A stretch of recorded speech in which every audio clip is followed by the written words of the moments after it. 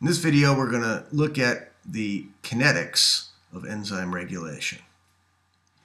Competitive regulators of enzymes change the Km of the enzyme, but do not change the Vmax of the enzyme. I'll first draw the kinetics of this enzyme in the presence of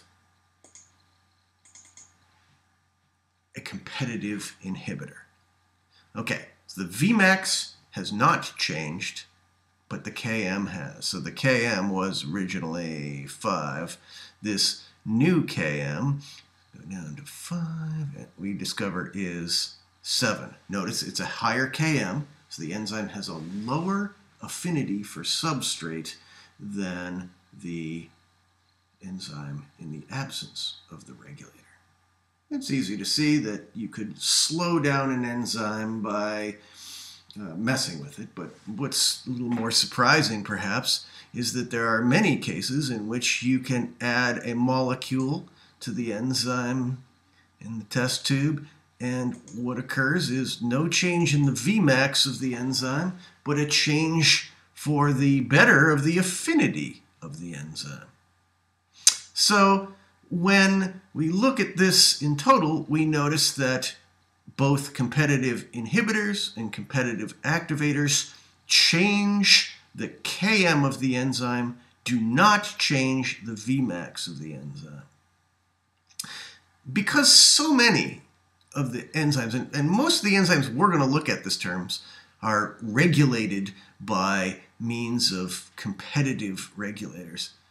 What this tells us is that in cells, in order for this form of regulation to make any sense, there can't be a whole lot of substrate presence in the cell.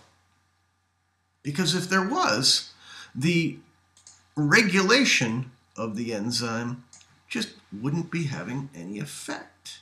You see that in this graph, 14 units of substrate would lead to an enzyme that had the same rate of activity, whether or not there is a competitive inhibitor or a competitive activator present.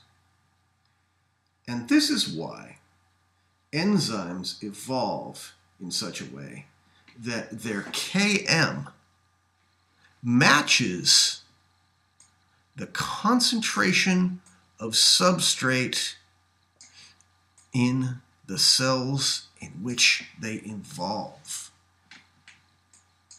So if you see the Km of an enzyme, you have a pretty good idea that the amount of substrate in the cell from which you got that enzyme is going to be that Km value. Now let's look at some non-competitive inhibition. Get rid of that. Non-competitive inhibition is sort of the opposite type of inhibition to competitive.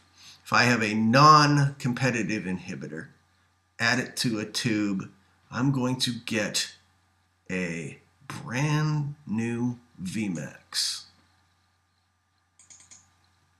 However, I tried to be careful as I was doing that, although I did it fast, to make sure that when I discover what the Km of this enzyme is, and how do I do that?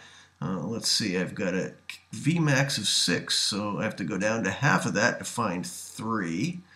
And once I've found 3, I can go over and find out what the Km of the enzyme is. And sure enough, this enzyme has a new Vmax, but the same Km. No change in Km when you have non-competitive inhibition.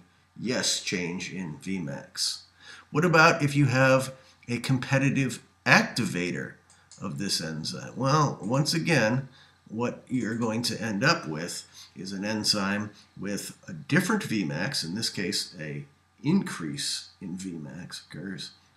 But the Km, if I drew this reasonably, I didn't, of course, Km, I'm going to find it by saying, okay, here's 17 as my Vmax. Half of 17 is going to be 8.5. 8.5 lines up with, Well, that's okay then, because it still lines up with 5 as the Km. Okay, non-competitive inhibitors, non-competitive activators change the Vmax of the enzyme, but not the Km. And I hope you remember previous videos or in lecture that we talked about the change in kinetics that occur if you add enzyme or subtract enzyme. Remember, this Vmax, all of these values assume a particular enzyme concentration. But what we've done is something that really kind of looks as though I've added substrate here, added enzyme here, or subtracted enzyme here. It looks as though the concentration of enzyme has changed. It hasn't. I've added a competitive activator or a competitive inhibitor, but the kinetics of that and the kinetics of changing the quantity of enzyme are indistinguishable.